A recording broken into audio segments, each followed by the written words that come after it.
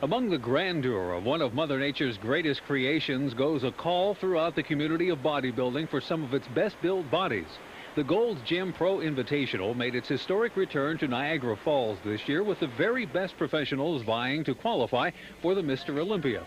It was a lineup and comparison of monstrous proportions, with veterans like powerful Danny Padilla from Rochester, known as the best little big man ever to walk onto the posing dais. Then newcomer David Dirth, just off his big win at the Men's Nationals, making his pro debut. This time he'd be up 20 pounds from last October. As usual, near local favorite Canadian Steve Brisbois packed some mighty muscle in his attempt to battle Padilla. But of course, there was the man everyone was waiting for, Big Eddie Robinson, on his first professional outing. He was out to tear up the competition, and nothing was going to get in his way. The afternoon pre-judging session was thorough and handled diligently by IFBB Vice President Wayne D'Amelia. The comparisons and mandatory rounds helped the audience make their own decisions as to who would be in the top 5. By nightfall, suspicions would quickly turn to confirmation as one of the most overwhelming assemblies of 12 top pro bodybuilders took the stage. Starting the night was the ageless Albert Beckles, who is an example of fitness at nearly 60 years old that some of today's teenagers can't even match. The Barbados native has had his share of wins over his many years of weight training, including some Olympic lifting. Unfortunately, Albert was too smooth for Niagara Falls, showing little striations and very few deep muscle separations needed on the pro ranks. He placed 12th and scored 164 points from the judges. Surprising the crowd was a poor showing by a once great amateur champion, Phil Hill, who has grown immensely since his heavyweight win at the 1987 Men's Nationals. It was a major disappointment to see Phil so smooth. In fact, you could have almost called him fat by bodybuilding standards. Although you might remember that Phil nearly won this same event last year, he only placed 11th and scored an unimpressive 156. From the Carolinas came former 1988 middleweight national champion Quincy Roberts. This soft-spoken pro has great body symmetry, having been blessed with a light structure. But in the 2 years since his move to the pros, Quincy still is competing at only 175 pounds. Okay, so he's only 5'4", but to knock heads with the big boys, this guy's got to add mass badly.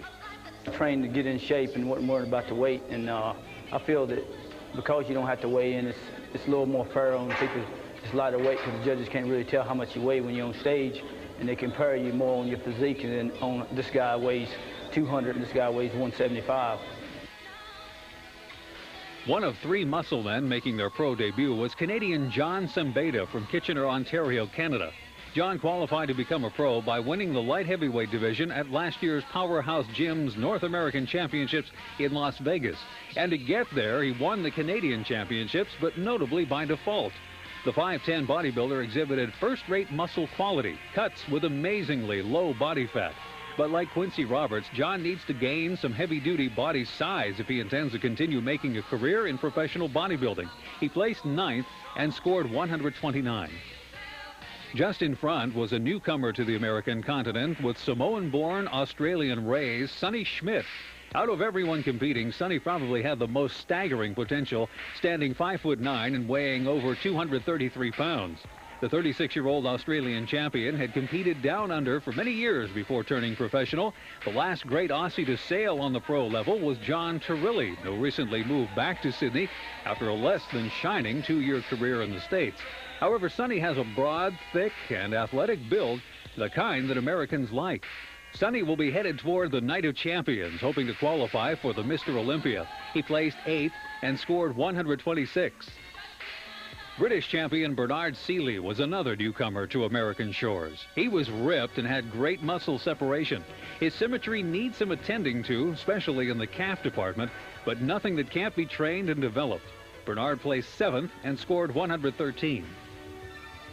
Another former Canadian champion was Toronto native Thorne. This was his second jab in Niagara Falls, so he came into it much harder and better prepared. Henderson is a full-time gym instructor at a local Gold's Gym. He's a natural light heavyweight, but crept over 220 pounds for the first time, presenting a much thicker appearance. Henderson placed 6th and scored an even 100. Moving into the top 5, Steve Brisbois, who's always a favorite with the Canadian audiences, really demonstrated some sizable growth in one short year. The 26-year-old has great body balance, especially for being only 5'3" and weighing 160 pounds. Steve always leaves people impressed, even if he has a tougher time winning because of his stature. As a pro, I've been competing against guys that are always taller than I am, except for Danny Padilla. I guess he's probably the shortest bodybuilder in the world besides myself. But yeah, sometimes we seem it's a disadvantage, but if you're smaller, there are times you do stand out if you have a good complete physique, which I think I do have. But again, the size factor plays a big role, and you know, I just can't put 20, 30, 40 pounds extra on my body. It's just way too much. The Scandinavian representative in Niagara Falls was Andreas Collings, who was ripped to the bone despite his slightly blocky structure.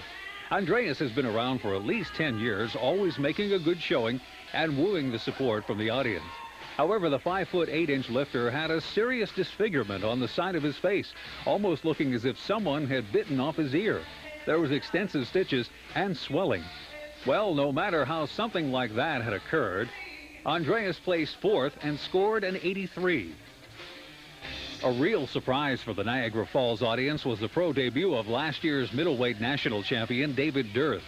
Since his win, Dave has taken the painstaking task of double-session workouts, 6,000 to 7,000 calorie diets, and creating a physique that was over 20 pounds heavier and just as conditioned. This guy's got all the potential of any other top-level professional. And at 26 years of age, he's a young whippersnapper in terms of bodybuilding. It was really nerve-wracking, you know, seeing the guys in the magazine and thinking that I was going to compete with them.